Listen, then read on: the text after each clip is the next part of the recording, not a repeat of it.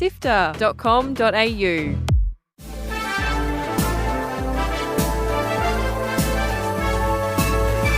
Hi, I'm Fiona Bartholomaeus. And I'm Kyle Pauletto. Welcome to Walkthrough, SIFTER's weekly recap on the biggest news in video games. This week, the Microsoft Gaming CEO promises the same experience for Call of Duty on every platform, including Nintendo.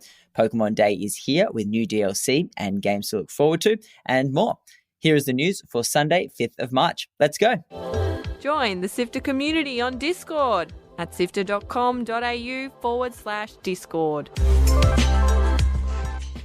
Elden Ring is getting a DLC expansion called Shadow of the Erdtree, so get hyped, tarnished. Very little is known about the expansion yet, but Elden Ring recently clocked 20 million copies sold in less than a year, according to Bandai Namco and developer From Software late last month. Rumours are swirling that the demigod Mikael, who was absent for much of the base game, will feature heavily in Shadow of the Erdtree, with artwork released by From Software showing a mysterious long-haired figured riding Torrent, your trusty steed in the game. Keep following Walkthrough as we'll keep you up to date when we know more. Love to hear this. We knew more content was coming at some point, but it's still great to get that sweet confirmation.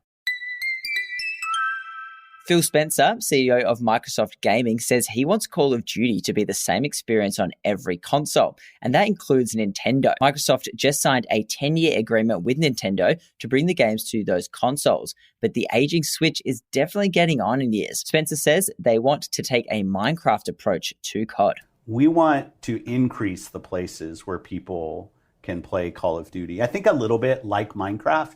I think when we acquired Minecraft, our monthly active player base was 20, 30 million. I'm doing this from memory, but I think that's about the size that Minecraft was. And I think it's about maybe 120 million monthly players on Minecraft. With Call of Duty, I think we've made some specific agreements with Nintendo and with NVIDIA to ensure the game can show up in front of more places. I looked the other day.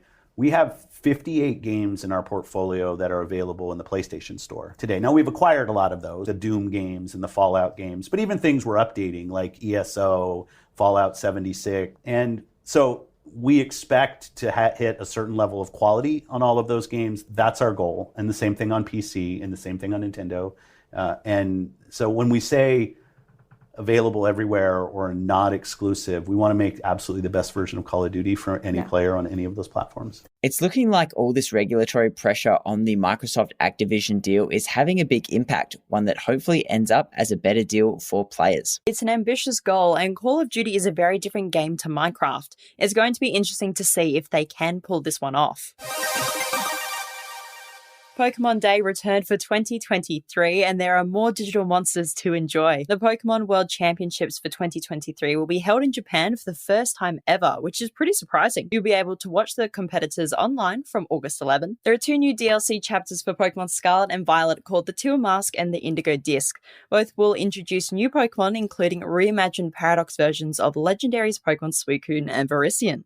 Let's hope they fix that performance, but the game sold like crazy, so maybe not. Pokemon cards are going bananas online, which meant getting your hands on an original set was impossible without shelling out thousands. But the Pokemon Company have announced they'll re-release some sets with an updated card back, so you can flip that shiny Charizard for hundreds of thousands of dollars. A new TV series is coming to Netflix called Pokemon Concierge. Set at a Pokemon resort, the show will have an entirely new storyline, all done with stop-motion animation. And Pokemon Sleep, which was announced some time ago, will reward you for sleeping by measuring, recording, and analyzing your sleep patterns. A bit like Pokemon Go, but for staying in one place and not moving. That's coming out this year.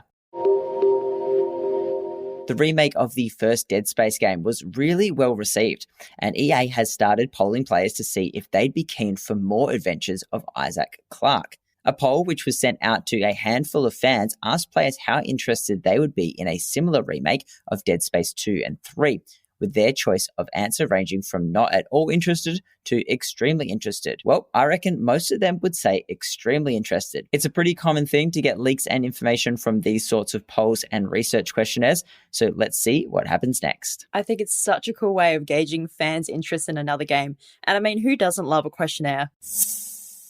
Telltale Games are delaying the sequel to the popular choice-based game The Wolf Among Us. Telltale Games CEO James Utilli said that part of the decision to delay was the fact that they needed more time to finish the game, and if they put it out when it's not ready, it will be torn to shreds. With the popularity of the game and really high expectations, it's no surprise that they want to take their time, and prioritizing their developers' health over deadlines is definitely something people will respect. No new release date as of yet, but we'll keep you updated. Delays are always a win in my books, and this is exactly why. Letting the team do what they need to do to make the best product possible in the time it takes to do it safely should be the goal of every studio.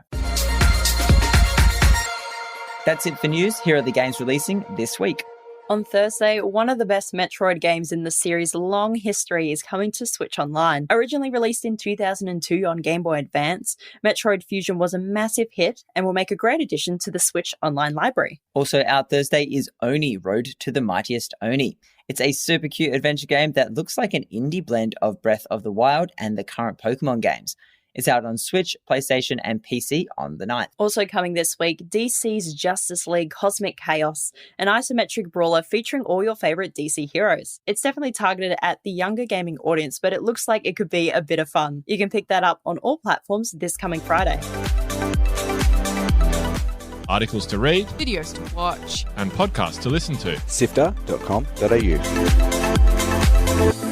This has been walked through by SIFTER. My name is Fiona Bartholomaeus. And my name is Kyle Pauletto. Thank you so much for listening. We know you love our podcast, so why not become a monthly backer on Ko-Fi? Your support lets us keep making our show, so why not show the love and sign up to be a monthly backer? It's easy. Head to sifter.com.au/support, where the support starts from just $1 a month. That address again is sifter.com.au/support. SIFTER is produced by myself, Fiona Bartholomaeus, Daniel Ang, and Adam Christou. Mitch is senior producer who edited this episode, and Gianni Giovanni is our executive producer. Thanks to Brian Fairbanks from Salty Dog Sounds for composing the walkthrough theme tune, and thanks to both Audio Technica Australia and Omny Studio for their support of SIFTER's 3 podcasts. Thanks again for listening. We'll be back with more news next Sunday.